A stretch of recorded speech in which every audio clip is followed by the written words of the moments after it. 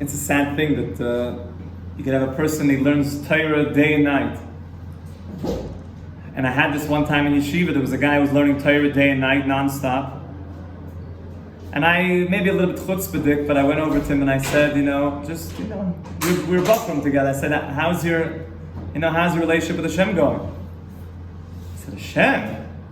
I'm too busy learning Gemara to think about Hashem. I've been so involved in Gemara, in my learning, I haven't thought about Hashem at all.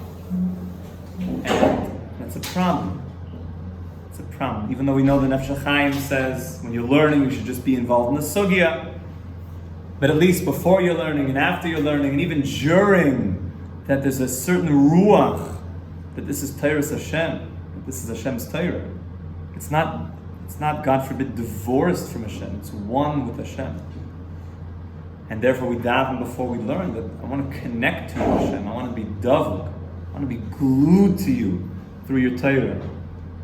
Because if a person doesn't do that, God forbid, it can become very cold. Learning becomes like another academic subject. I have my science class, I have my calculus, I have economics, and I have, like Talmud, introduction to Talmudic thought. So what is that? That's not that's what they write PhDs about.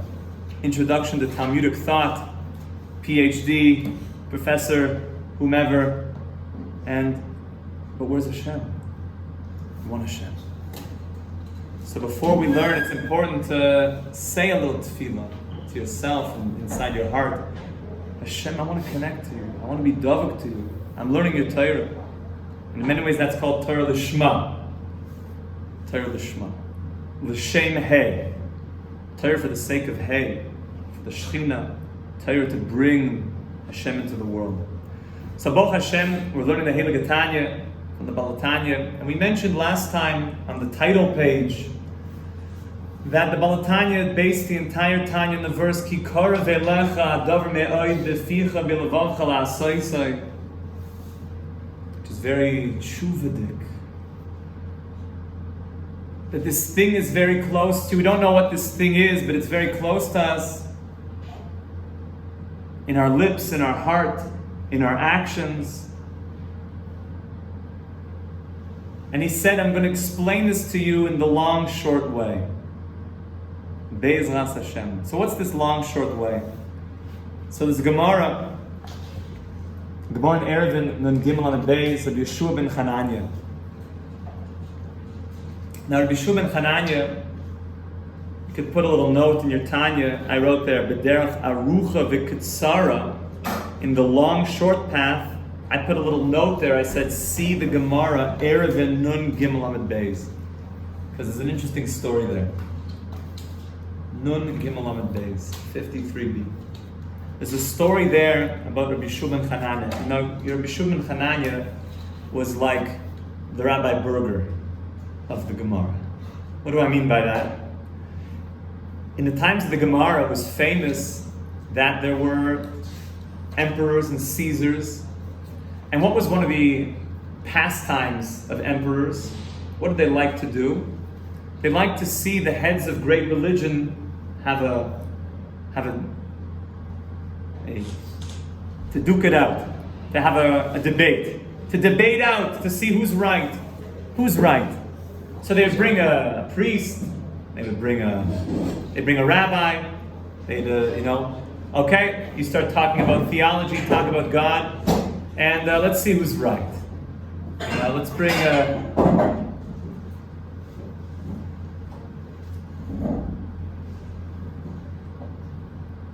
Jews for the J-Man and Rabbi Berger.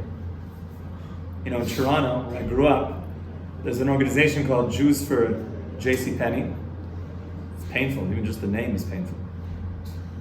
And then Jews for Judaism. So Rabbi Berger opened it up right beside the branch of Jews for JC, Jews for Judaism. Rabbi Berger. Yeah. Do you know who Rabbi Berger is? He spoke in Congress. Rabbi Berger. Shlita. So anytime, by the way, I was here one time where somehow a missionary creeped into the yeshiva I don't know, somebody got past security. And he's in the base medrash. And Rabbi Berger was in the base medrash. He was giving a gesher shmooze, and all of a sudden, somehow this missionary crept in and started to, ask his questions. And he sat down beside Rabbi Berger, and all of a sudden it became like the gesher guys started watching Rabbi Berger, in action. And he starts mentioning, Peter, Paul, and Mary, you understand? Quoting, Paul 5:22, and Rabbi Berger starts quoting back, in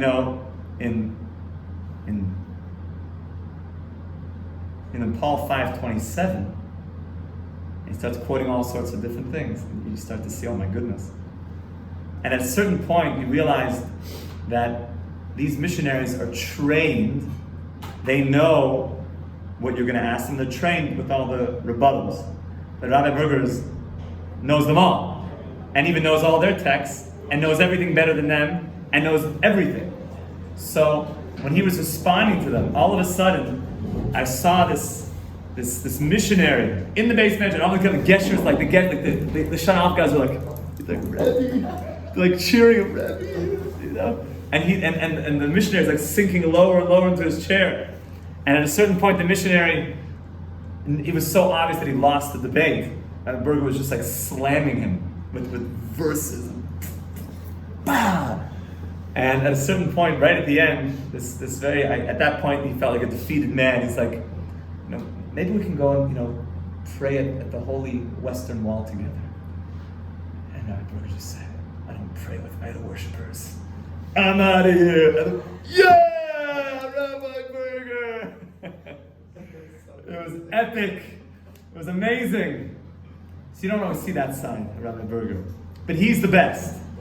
He has spoken against the biggest non-believers in the entire world. So the Gemara had a rabbi named Rabbi Yeshua ben Hananya, that any time that there was a debate with different priests, so the Jews would have to give their best man, and we gave Rabbi Yeshua ben Hananya. And he said that I never lost. Ever. Now, by the way, if you lost in these debates, what would happen to you? Off with your head. He said, I never lost. Except for one time. I lost to a small boy. The Gemara tells the story. Yeshua ben Hanani was walking on the path, and he got to a split in the road, a parashas drachim, a fork in the road. And he saw a boy was standing there right in the fork in the road. And he asked the boy, he said, how do I get to the palace? I'm on my way to the palace. And the boy said, do you want the long, short way or the short, long way? And he said, short, long? He said, yeah, short, long way. Or the long, short way. He said, I guess the short, long is short, right? Yeah, short, long. Okay. I'm on the short, long path, I guess.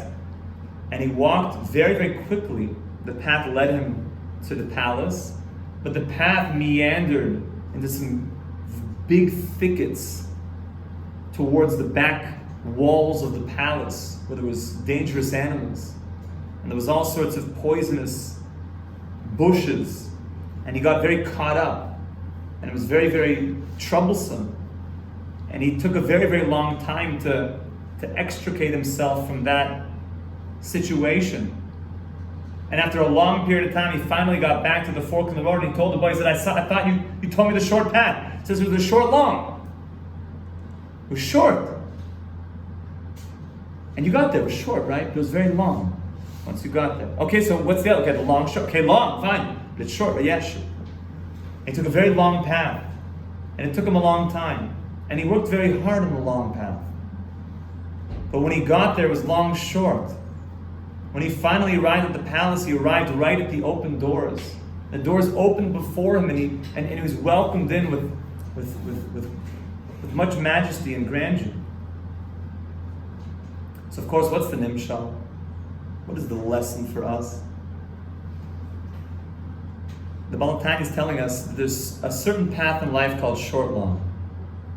There's going to be a certain amount of shortcuts over the next 120 years that you could take. People were asking about LSD and stuff before. Those are some of the shortcuts.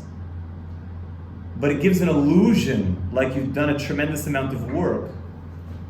But at the end of the day, after 120 years, you get to a bunch of thickets. And it's not so simple. There's certain shortcuts that make me feel like I've achieved a certain amount of mastery, or I've convinced myself that I've made it. But in fact, the road is very long. Remember, we talk about the road being long. The world becomes a very long place. Yom shekulei arach. Very long. It's long. You ever think about how long the world to come is? It's a famous analogy from the Chaim, and Stipler says it. Imagine a pelican. Just the imagery is so sweet. And the pelican goes and sets down and takes a single grain of sand in his beak. And he flies to a faraway planet. And he deposits that single grain of sand on the planet.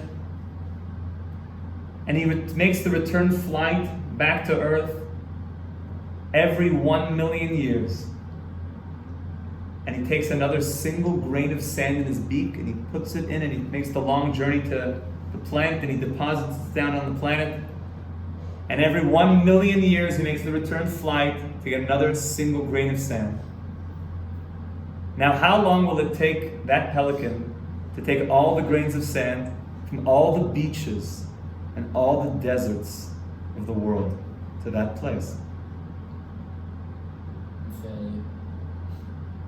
Oh, much less. It'll take a very long time. An inconceivably long time. But will it finish?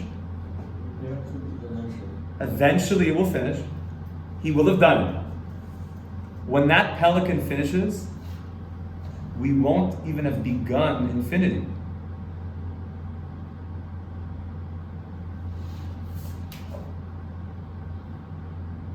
And all of that is the work we're doing now.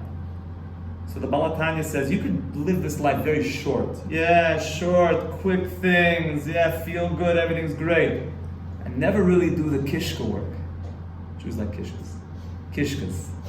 Get into the kishkas to really do that spiritual work. Like a guy goes to the gym and he just like puts on like the girly weights and just like, yeah, what a great day. Gets his gains shake, feels great. Not going to do anything. This world, it's long. It's a long path. The Baal Tanya says, you're going to have to work in this world. It's going to be a long path. Now, long is only relative because this world's not so long. It seems long, a lifetime. It's a lifetime away. The last 10 years of my life went by like this. This world goes by very fast, my friends. Every time I say that, everyone looks at me like, what an old geezer. That's what old guys say. I'm a young dude, I'm 18. That's all the old folks say. You'll be an old folk also. I'm old enough to be your grandfather. Some of you, your great-grandfather. You'll realize that you'll also see how fast it all goes. So the Baal Tanya says, if you're a thinking man, if you're a smart man, you'll realize, like Yeshua ben Hanania, realize that he was wrong and the kid outsmarted him. That he needs to go on the long, short path. Because if we do the work in this world, it's a long path. It's going to take time. But there's a system.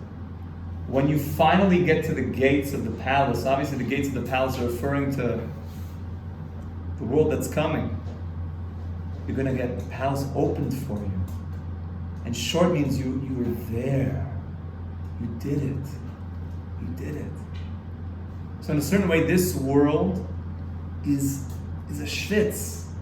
Don't worry, you gotta chill, you gotta have your moments to relax and do all your things you need to do. But the general perspective, the overarching perspective, how do I look at this world? Should I look at this world as like, just like get by with the bare minimum? I've heard Jews talk like that. Rabbi, what's the bare minimum I can do to like get into Gan Eden? You ever heard that one? Just tell me like, what do I have to do to basically like just not go like to the left? Just tell me like, what do I need to do? And I don't need to be like the biggest tzaddik, but I just, I just want to I want to just do my thing. I want to just fress out on, Carlos and Gabby's whenever I feel like it. I want to, don't mess around with my sports cars. I'm not saying there's anything wrong with Carlos and Gabby's or sports cars. But how do I look at them? Is that like the goal? And I just have to kind of come to shul to pass it. In college, that was a big thing. The guys would always tell the prof, what do I need to get a passing grade? I'm just it's a pass-fail course. If it's a pass-fail, I'm just going to go 51 on this one. Pass-fail. So it's a funny thing. We seem to delude ourselves into thinking that when it comes to Hashem, we can do the same thing. Let me basically be a good guy. Let me just kind of cruise by. So the Baal Tanya wants to tell you that hashkafa is crooked. It's a crooked way of seeing the world. And it doesn't mean you're not going to be able to chill. Don't worry, we have a lot of chill time. But the overarching vision of this world is that it's work. Adam la'amal yulad. And also it's efficient work. You don't just work like on a treadmill. Those mice on the treadmills. They think they're getting somewhere. Shambles always tell it to me. It's here I go. It's that efficient, but this world is going to require a lot of schwitzing, a lot of working to schwitz. And I'll tell you the secret. The Mishnah says in Pirkei Avos that if a person accepts upon himself all Torah, he accepts upon himself the schwitz of Torah, ma'avir and me'olav all derech eretz. He pushes away from himself the yoke of all the other worldly entanglements. But a person himself who pushes away the yoke of Torah, what happens? He's going to have the yoke of worldly entanglements. It's exact. A person who says, Torah, I don't have time for it. All of a sudden you got all these phone calls. IRS just has to talk to you for some reason. And all of a sudden you get this call from this organization, we just have to need you to come in for some emergency meeting, and your meetings run longer and everything is, you're so involved, you're so busy. All of a sudden you start accepting more Torah, and the IRS is quieter. Everything just smoother. But it's why? Because it's the same basic premise. This world is about working. So either you're going to work in growing with Hashem, and it doesn't mean growing with Hashem means you're not working in worldly matters. If your worldly matters are also with Hashem, then the worldly matters flow much easier. Much easier. So this world is a big schwitz. That's probably too much of a visual for you guys. Just like schwitz everywhere. This world is long. Is long. But I am guaranteeing you, take my word, put this in the bank for all eternity. When you get up to Shemayim, my dear friends, and you pushed yourself in this world, you will know at that moment, oh my goodness, was I ever happy that I made that choice? Was I ever happy that I made that choice? I know it was a long path, and you don't have to do this in one day. Long means day after day. There's a journey ahead. Day after day by day, like we say, day by day. I'm in the game, day by day. But the overall vision is, okay, I'm going to get a framework now in my life. This is what the Baal Tanya is going to give us, of how to essentially have a day-by-day, very methodical approach to essentially pulling off this whole epic event called getting ready for the world to come. And basically getting it right. And he wrote this sefer, this holy book, for us, very systemized. Anyone who's an intellectual, they call the Baal Tanya the Litvak of the Hasidim. So there's any Litvish Yidden here, including myself, Baal Hashem, Asher, you'll like Tanya, because Tanya is hyper methodical, hyper logical, rational, clear steps, building one step at a time, technical in many ways, mathematical, of a precise guidebook how to get us through the long path in order that when we get to the palace, it's short. It's short. So we have a guidebook. He gave it to us. And we mentioned last time that this was the time when he could no longer host all the hundreds of thousands, tens and hundreds of thousands of Jews that were coming to see him. So he said, I will write this all in a sefer, and it will be like you're coming to see me. But I will tell you, the journey is long, my friends. There's no, they're not dropping LSD here, and we're all going to be like hallelujahs, in this place. There's a journey here. There's a journey. We need to go step by step. And therefore, people who are man enough for the journey, then we'll be able to go on that journey together. And it takes time, and it's a process, and it's a long, short path. And if we do that, Be'ezras Hashem, he says, we're going to get to the desired destination. And that's where we all want to go. We want to go through those gates to have that revelation with Hashem, that we earned this. We earned it. We earned this relationship. It was so good. It's so good. It's so good. And everyone knows deep inside that when you work for something, it's real. Everyone knows easy come, easy go. We know that. It's a truism of life. But when you work for something, according to the effort, is the growth.